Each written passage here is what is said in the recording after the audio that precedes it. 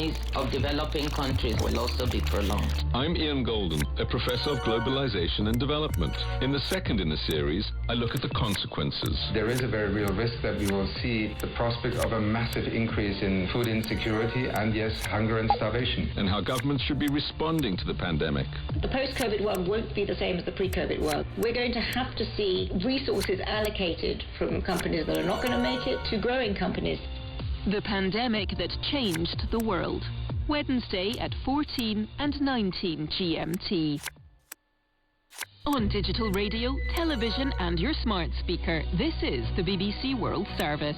You can explore our upcoming programmes and delve into the archive online at bbcworldservice.com or on the BBC Sounds app. Listeners to BBC Radio 4 will be leaving us shortly after a summary of the world news, and you can rejoin us tomorrow morning from 1 o'clock.